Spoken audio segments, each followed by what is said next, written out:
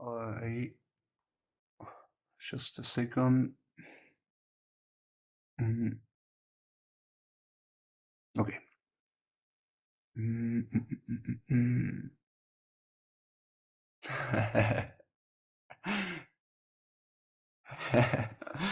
No problem. I have this story with me for so many times. So many times. I don't have any friends to talk about it. So it's great. It is great to talk to somebody about this. Yeah.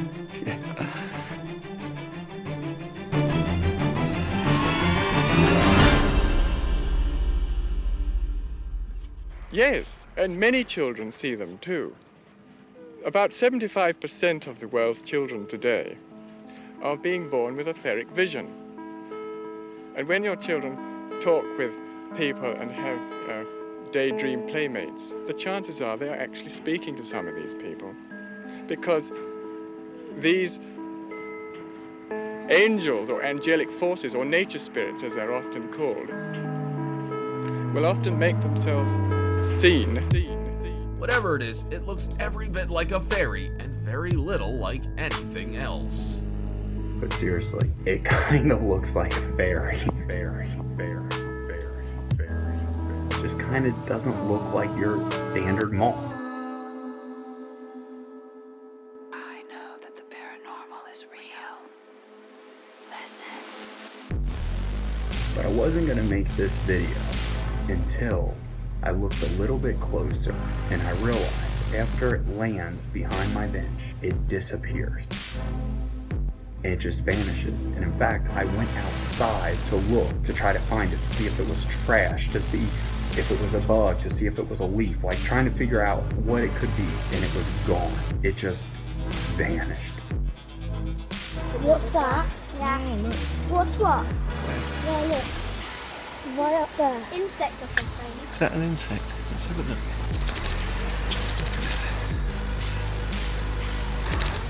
What is it? I don't know. Oh my god! Oh.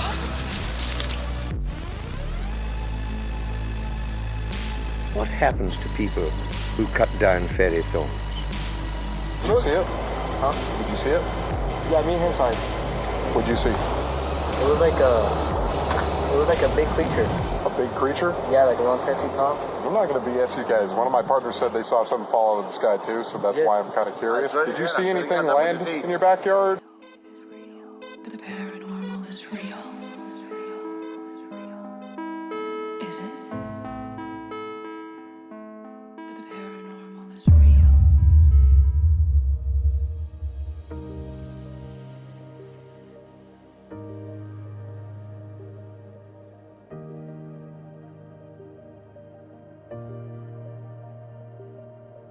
Hi everybody and welcome to the Fascinating Fae podcast.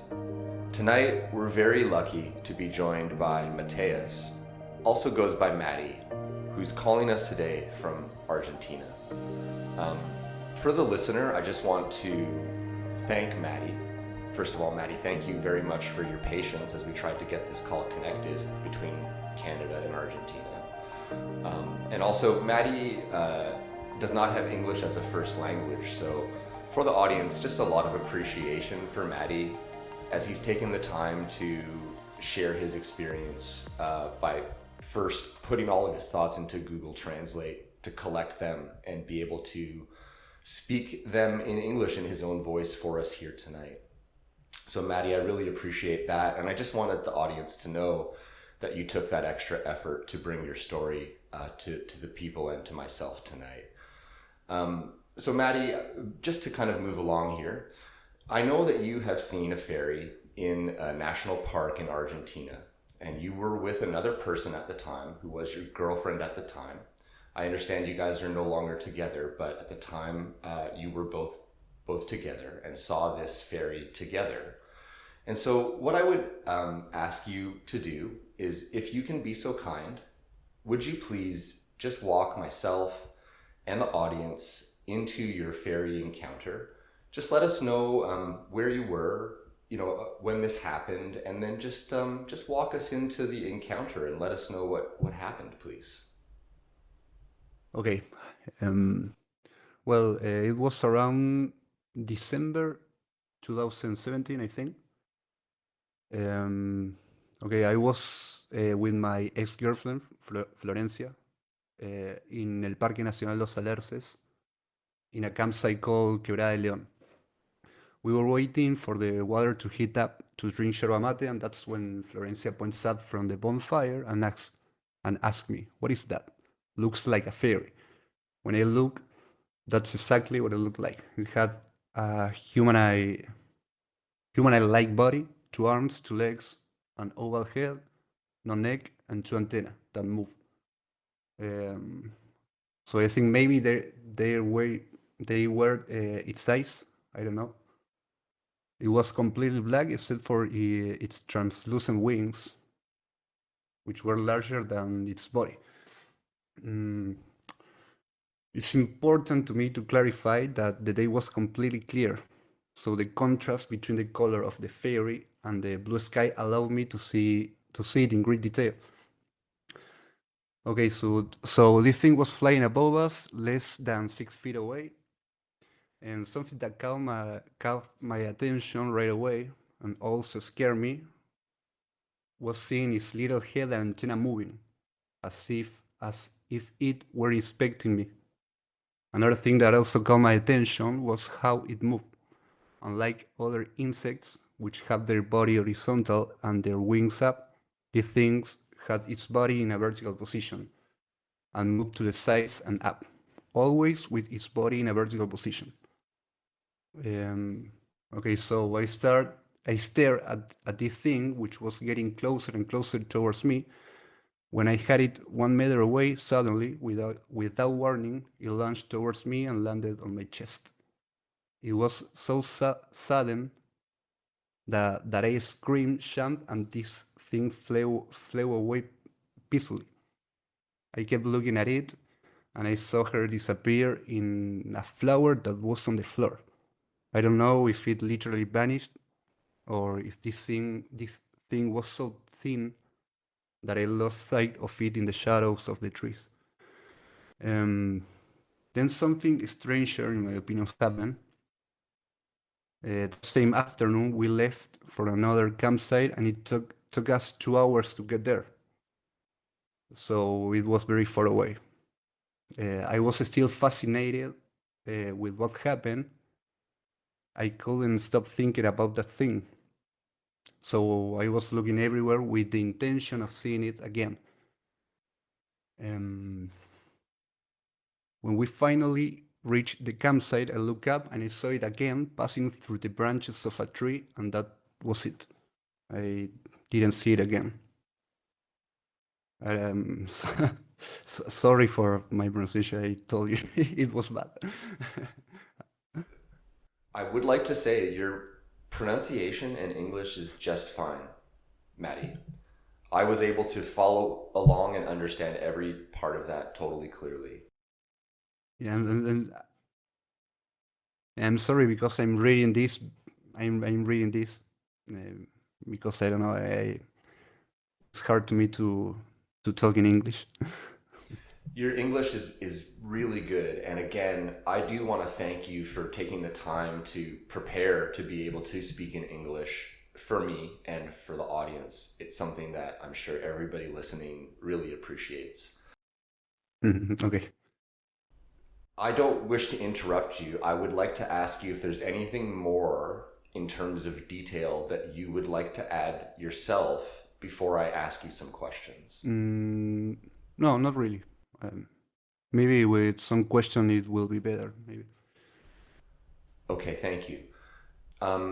So can I just ask, what time of day was that this happened? Between 10 a.m. and 1 p.m. I think. Between that time.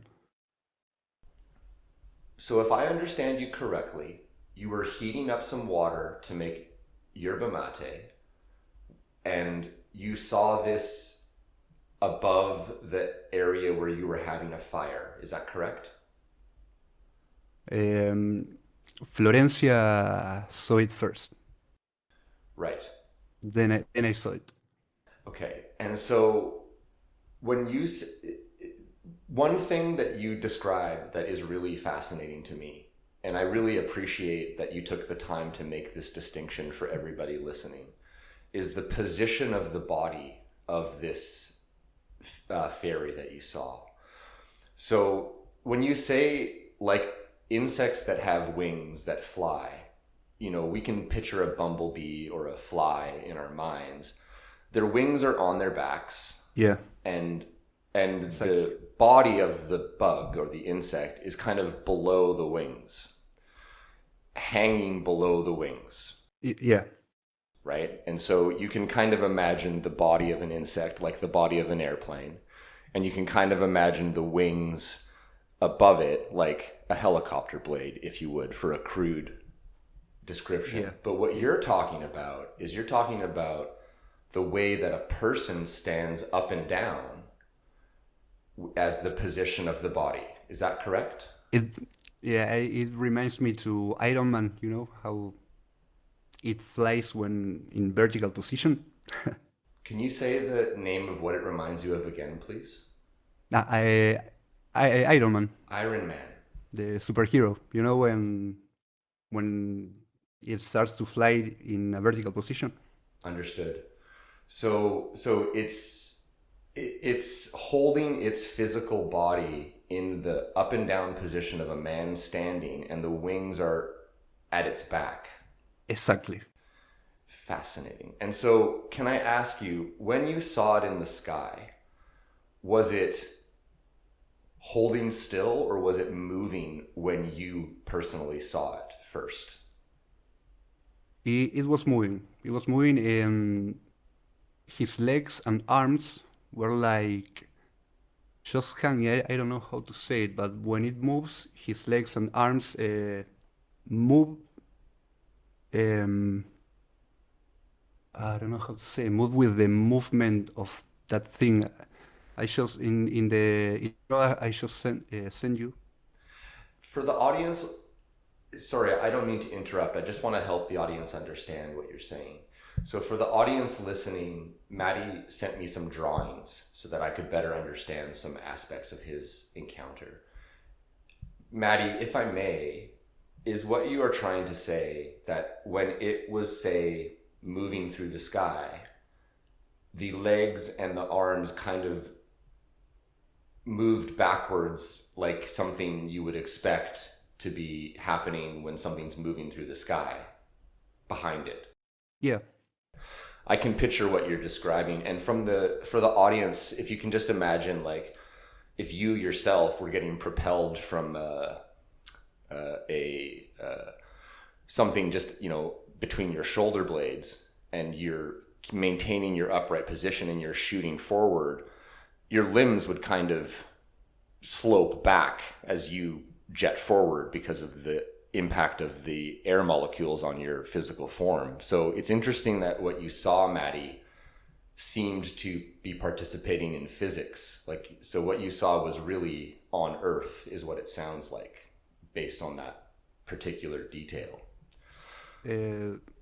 Sorry that there was an interference. What I mean is, like, I think what you're describing is that the way that the limbs, the arms and legs moved, that's something that would happen to a physical object. Does that make sense? Yeah.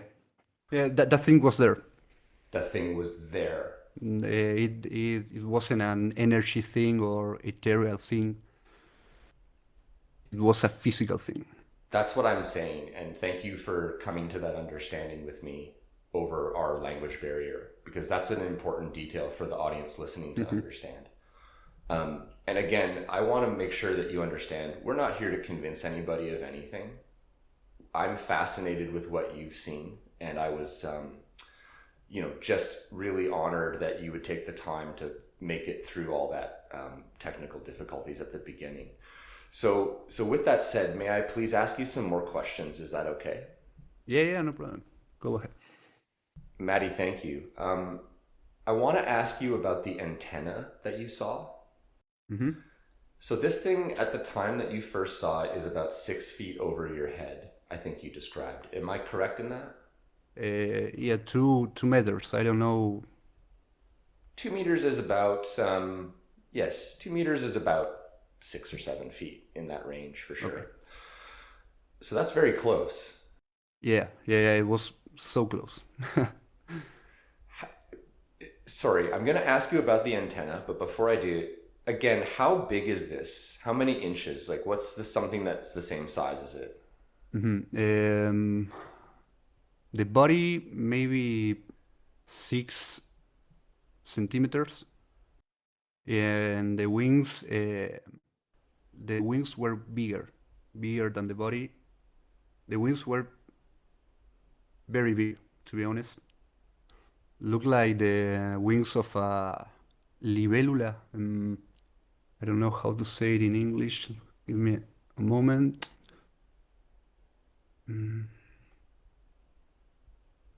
A dragonfly, like the wings of a dragonfly. Okay. So about 6 centimeters. So the size of like give me something an object that's a similar size, please. What could it be? Maybe, I don't know. How about a lighter? About something like that? I was about to say that. Yeah. Okay, thank you. I'm glad that we're understanding each other. Thank you for that. I appreciate that a lot. So tell me, when you say that you felt that these antennae were inspecting you, can you please just describe the antenna in as much detail as you can remember, having gotten such a good look at it, and what about it made you think that it was inspecting you? Okay, the antennas were moving like in a, how it's called? Okay, the antennas were moving like the eyes of a snail, you know? Yes. Oh, okay, I think I don't know. I'm not sure right now if the antennas of a snail are antennas or his eyes. That's actually their eyes, but and antenna and eyes are different, I think, because what you're describing had a face. So this is probably something extra. Yeah. Okay. I didn't see eyes, nose, or mouth. Oh, interesting. It was totally black. Totally black. Okay, I want to get to the description of it in more detail in a second, but so I think people can understand. It has something on the top of its head that looks like a snail's eyes do. Yeah. And so how are they moving that made you feel like it was? I think the word you used was inspecting you. Yeah, that the thing was like I think that thing was looking at me because I don't know, that's the impression I get. And then the antennas or the eyes were moving. I can say, I don't know, they were just moving. My apologies, my friend. I was just going to say, it sounds like this might be a difficult detail to describe with the language barrier, and that's no problem. Yeah, exactly. Yeah, I think that what you have described so far gives the audience and myself a really good visual. So, okay, so it's about 6 or 7 feet above you, approximately 2 meters. It has antenna on the top of its head. You did say that it had an oval head, I believe. Yeah. And so when you say it was all black, can you describe the black that you're describing? It was an intense, like Venta black, you know that color? I sure do. Okay, that's how it looked. It was totally black. I can see any details in the body. Shows the arms, the legs, the torso. That's the only thing I could see. For the audience, the black that Matty is talking about is the blackest black that has ever been created by man. It's called Venta black or Venti black. I can't remember exactly. Am I saying that right? What's the name, Matty? Yeah, I think you get it right. Okay. Venta Black. That's it, yeah. And so it's totally black, like no light is escaping it. If you want to look at that color, it's something you can Google, and your computer screen won't do it justice, but you get the idea. Okay, I'm saying Venta Black because it was summer. It was summer, and it's like the light of the sun doesn't affect the body of that thing. That's an accurate description of the Venta Black because it just sucks Yeah. up light. Yeah. So, okay, so this is fascinating. I really appreciate you taking the effort to put your thoughts into English. And if you don't mind me saying, I think the audience would be fascinated just on itself to know that this is one of the first times you've ever had an English conversation with another person. Thanks. And I'm trying my best. You're doing very, very well, my friend, and I'm sure everyone will be amazed and wish they could do as good as you are doing. And you're giving me and everybody listening an incredible picture of what you saw. So thank you for that, and thank you for letting me ask you so many curious questions. I really appreciate your time, and I do think it's brave of you to speak about what you saw plainly. And I have a lot of empathy and a lot of brotherhood, if you would, if that helps you understand, for people that are trying to describe fairy encounters, because they're basically impossible to put into words. And yeah, you're trying to do that with English, not as your first language, in one of your first ever English conversations. So again, you're just doing a great job, and I really appreciate you being here and being so honest. Okay, thanks. No problem. I really mean that. So next question. Now, I think you mentioned that it disappeared. Well, hold on. Let me back up. Let's talk about it landing on your chest for a second. Okay. So here are my two questions for you. First of all, once your girlfriend pointed this out to you and now you saw it, what did you feel once you realized that what you were looking at was unusual? First, just tell me that. What did you feel when you first were like, whoa, what is this thing? I was amazed. I have to say, it's not the first strange thing that I saw. I have seen a lot of strange things, so I wasn't, I don't know, like, I wasn't scared or that much amazed. I don't know how to put it in words, but it was the feeling I get was it was strange, and I was, as I say, I was amazed. It was great to see a thing like that and I don't know, the best thing was that I have a witness with me, you know. I also was with my girlfriend when I saw my fairy, and if it wasn't for that, I don't know that I'd have started this podcast. I would be able to just tell myself I imagined it. So I do know. Okay, so now this thing has caught your attention, and tell me about how it landed on your chest. I want to understand what it was doing in the sky, and then take me from when it was in the sky to when it landed on your chest, and talk to me about that, please. Okay, the fairy or that thing was moving up and down and left to right with the antenna or the eyes moving. I get the feeling that that thing was inspecting if I was a dangerous being. I don't know how to say. But it was slowly going down, like see, very very slowly going down, and without, how I say. Give me a second, please.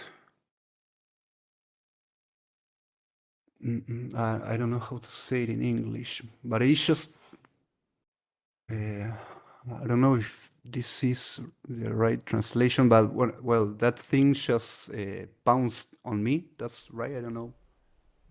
So when it landed on your chest, did it stay there for a period of time, or did it immediately leave? Oh no, no! I get really scared when that thing goes down because it was so fast.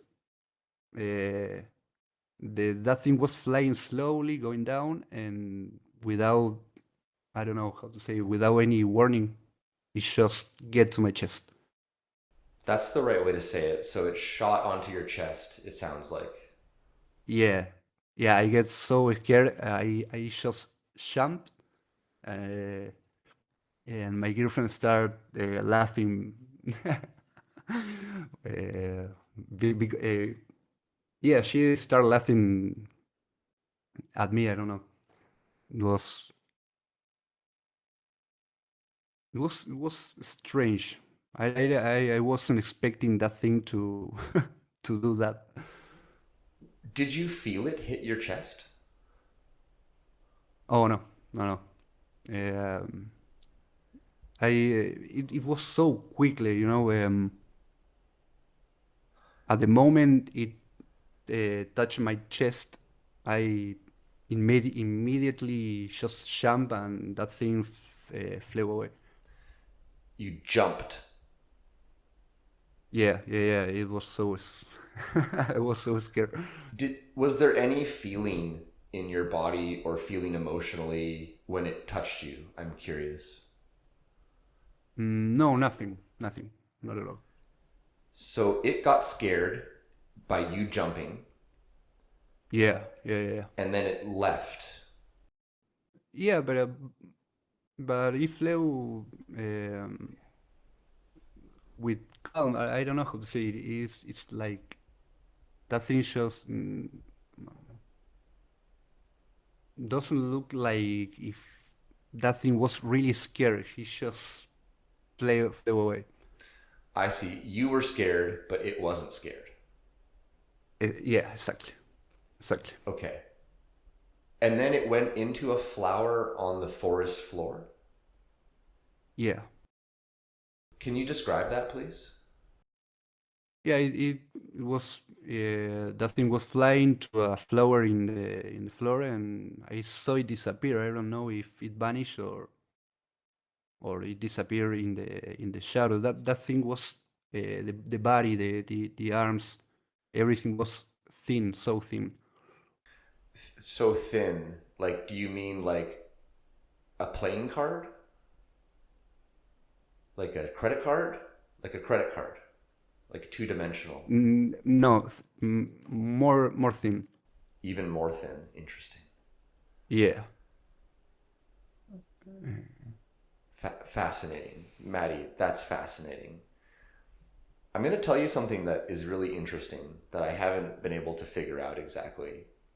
A lot of people that have seen fairies describe them the same way.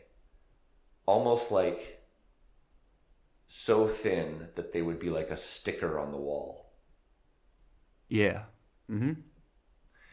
And I wonder, and I'm just talking out loud in conjecture to the audience listening as we're talking, because I've been thinking this thought a few times without being able to put it together. But hearing your story, I'm just like, okay, this is the millionth person who says they're ultra thin. A lot of people suggest that there's something about like, so let me just back up. Fairies are real.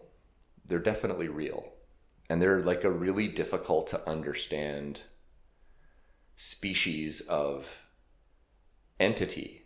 When I say species of entity, I would even go so far as to say they're a species of they're a species on Earth. They're just a species on Earth that doesn't necessarily fit into the taxonomy of mammals, etc. Mm-hmm.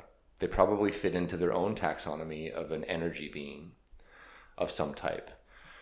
And maybe, this is what I just want to say, is maybe they're so thin because that helps them with the transition that they make from time to time between their plane of reality, which might be a quantum physics plane, mm-hmm. or some other magical plane, for lack of a better word, depending on how you're culturally coming to this. Maybe they're so thin because it allows them some mechanism that makes it easier to maintain their form. Because if you're trying to be an energy being that's trying to maintain your form, maybe it's way easier to maintain a 2-dimensional form than a 3-dimensional one. Yeah. Also, like ourselves, we're very fleshy and we need food and water and all this stuff. And so we are very occupied each and every day with maintaining our physical selves. If you were an energy creature and you didn't have to deal with that stuff because you were so thin, and you were also so thin because you're slipping between dimensions, in effect. I know that's a weird concept, but if you just think about it, if dimensions of reality exist as a normal part of Earth, just like everything else that's on Earth, then a physical representation of a creature that's moving between them might just be ultra thin for a variety of reasons, including some of them that I stated and probably a million other ones. Mm-hmm. Also, I have no idea. I don't have a fairy in a jar on my counter that I'm studying, and neither do you. So we're just guessing. But when you say that it disappeared, can you describe that, the disappearing, what you mean by that a little bit better, please, if you could? Yes. The thing is, when it flew away, I was trying to see where it was because I wanted to grab my cell phone and film it. I take my cell phone, and when I was getting closer to that thing, I just saw it disappear. I don't know. There was a flower, a single flower in the floor. That's it. There weren't. I don't know how to say. There were nothing else who can hide it. I don't know if that makes sense. It just disappeared, or at least that's what I saw. I don't know.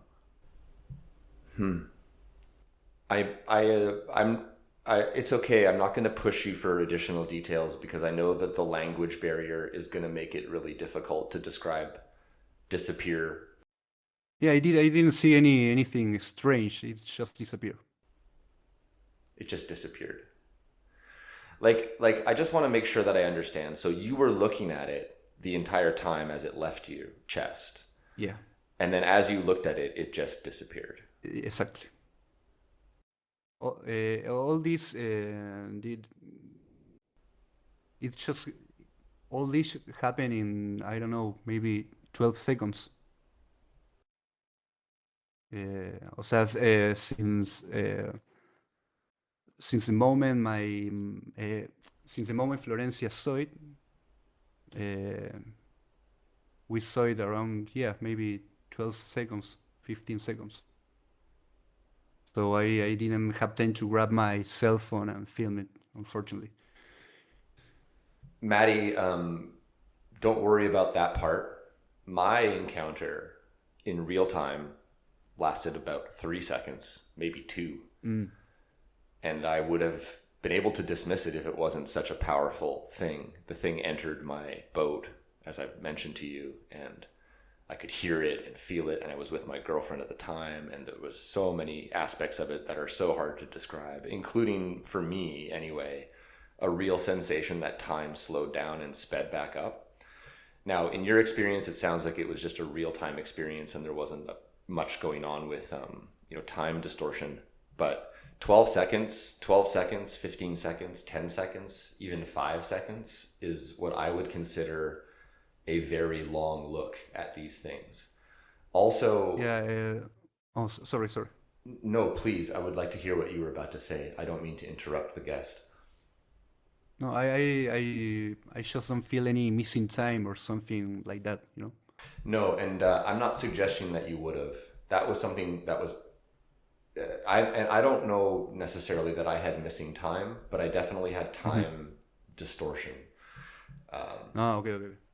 So the normal time, we're used to it because we experience it every moment of every day. It's just constantly moving forward at its own pace.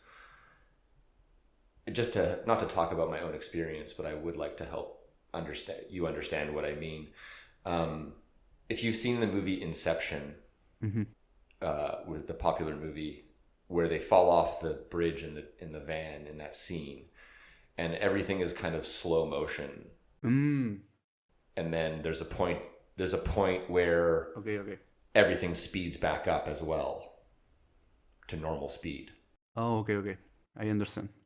When the ferry came into the window of my boat and paused in between my girlfriend and I, that part felt like the slowing down part, like everything was going into slow motion. And then as it exited, there was a release from that feeling of suspension in, like, it's like everything slowed down to a stop, and then it left. And as it left, everything was like back to normal speed. Yeah. Kind of like if you imagine like when you used to unpause and pause. Well, I was going to say unpause and pause your VCR, but the better example is like what happens in Inception, where the time slows down and then speeds back up to normal speed right at the end when they hit the water in the van. And so I've tried to, that particular part of my experience is hard to describe. And that's not something that is always part of ferry experiences by any means. I think that's something, that was not unique to mine, but definitely is not as common as other things that are common throughout this. One thing that I just want to say, again, not to talk too much about my experience, but the size that you're describing is very close to what I saw. And we saw almost the opposite, because what I saw was the figure of a winged female, and was not venta black, but was more like the most brilliant purple light I had ever seen. Oh, interesting. And it, like, the whole ferry was top to bottom without distinguishable features, light. And if you've ever seen the movie Cocoon, which is an older movie it's a beautiful movie actually, Cocoon. For those listening, you should definitely watch that. People who are into fairies would love the movie Cocoon. But in it, there's a depiction of the aliens that are in that movie, and they're just pure light. So they look like a cutout of a man, but all you can see is just light. And so when I saw my fairy, it was pure light. And when you saw your fairy, it was pure black. Yeah. And I just think that's really, really interesting. But mine was about the size of an apple overall, if I were to think about the wings and the body. Okay. Drawing a circle around all of that. If I were to draw a circle around all of the wings and all of the body, it would be maybe an apple. And it sounds similar to what you're describing in terms of size. So, and also, I didn't get enough of a look at it to make this distinction, because I only had one angle at one moment, but it felt to me like what I was looking at was punched out of reality. Like if you take a piece of black paper and you punch a hole in it with a hole punch, right? And then you put that black paper in front of a light and you look at it, and the way that you would see light streaming out of that little hole. To me, what I saw looked like a fairy-shaped punch out of reality itself shining through, and around it was all this deconstruction of reality happening. I understand. But what fascinates me, thank you for saying you understand. And what fascinates me about what you're describing is you have and by the way, mine was kind of at night, like after the sun went down, just in that moment between dusk and dark. Yeah. You see yours on a bright, beautiful day, and it basically doesn't get any light affecting it. So we saw very similar but opposite things, and I just find that really interesting. No problem. It's great. It's great. You know what? Thank you. Yeah, I'm just trying to balance the thoughts that come to my mind with really being curious about your story, Matty. If it's okay, out of respect for your time, I'll just ask you one or two more questions, and then we'll let you go for the day. Okay. I have no problem with the time. Oh, wonderful. Okay, cool. Appreciate that. Thank you. So the question that I want to ask you, and I ask everybody that I bring on the show that's had an encounter with a fairy. Matty, there's no wrong answer here. Again, no one has one in a jar that they're studying, and no one is the authority. So whatever you have to say on this matter is totally valid. I'm just wondering, what do you think fairies are? What do you think what you saw is? What do you think fairies are, please? I don't really know. I don't know. I don't have any idea what could the fairies be, to be honest. I don't know. I looked for some information on internet, but I really don't found anything, any information that could lead me to what they are. I just don't know. Um, that's why I'm in the. I think when I talked to you in Raid, I think I told you that I don't know if that was a fairy or non-known insect. I'm not sure.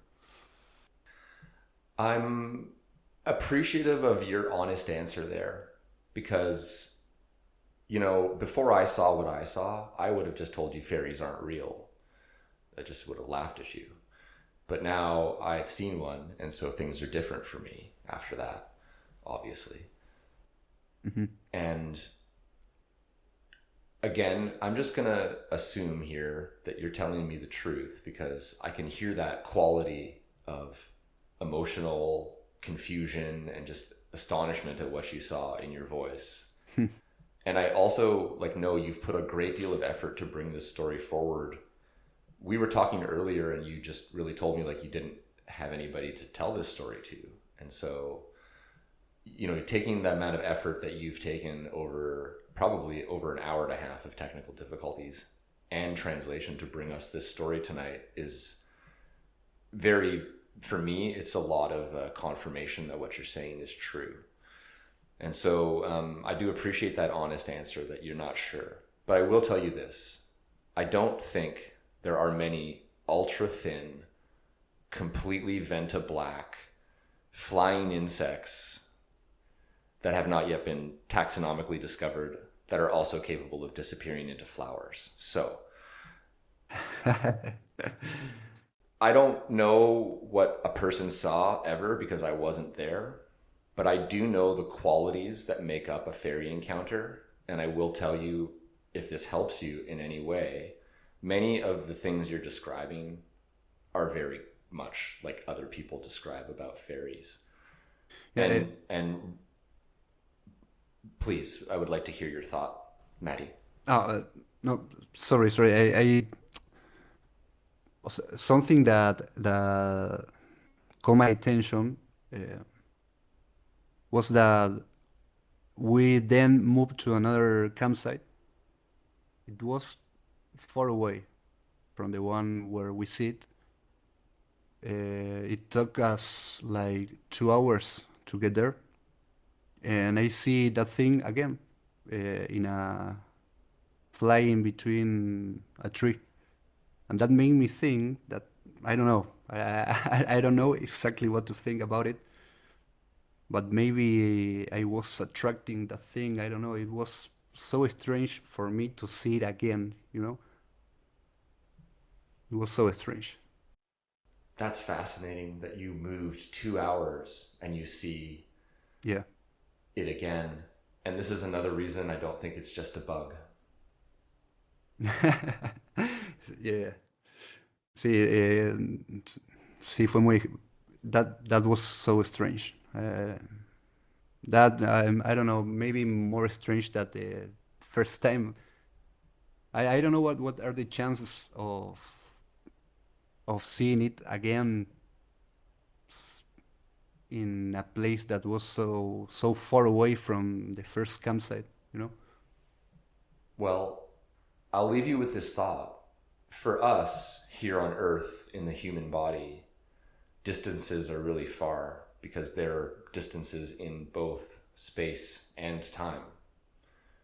But in a world of quantum physics, everything is just basically intermingling vibration, all of it. And so the idea that you could either be in one place and then quickly be another is totally possible for a fairy. And if you describe that it moved very quickly, it could have followed you easily if you're just keeping it in the idea that this is a physical thing. Either is a possibility. And actually, I know I said I was about to let you go, but I forgot one important question that you did talk with me about before we talked that I did want the audience to hear about, and then I will let you go. What did it sound like? Or in your case, just talk about sound at all, please. It was totally silent. No sound. Zero sound. So you see dragonfly wings, and it came all the way to your chest, and you heard nothing. Exactly, nothing. And in that area, there are no cars in that area, or at least not that much. It's in the Cordillera of Argentina, so it was how can you say? It was a calmly day. No other noises. You would have heard it. Yeah. That's right. Is that what you're trying to say? Yeah, that's right. Okay. That's a fascinating detail to leave with, I think. And again, we're not here to explain any of this. I think that this is a fascinating topic. And I want to tell you, this is actually one of my favorite interviews so far. I really mean that. No, thank I'm trying so hard to explain this. Nothing to apologize for. Gosh, on behalf of all of our human and non-human listeners that are tuning in tonight, a super big thanks to Matty for sharing his story of seeing a jet black, Venta black fairy in Argentina with his girlfriend not that long ago. And so with that, I would really like to just say how much I appreciate your time. And I want to thank you again for being here so much, Matty. Thank you again for being here. Okay, thank you, and thanks for the patience and the help with the translation of I don't know of my story. Thank you. I'm definitely just trying to help with understanding. I'm not in any way wanting to put words in your mouth. And so I hope that I was able to gently assist you in one of your first English conversations, because you have an incredible story to tell, and I'm certain that people are going to be fascinated to hear this. So again, just a big thanks to Matty from everybody listening out there. I really appreciate you being here, Matty, and I hope you have a great night. Okay, thank you. Thinking of the weight of the world, and I'm carrying the largest load. Waiting to arrive by whatever there lies at the end of the road. If anybody's listening, then please do heed the call. If ever there was need, it's time to tumble all the walls. Is there anybody out there anyway? Is there anybody out there anyway? Thinking of the nature of man, and is there a master plan? 100 million dead by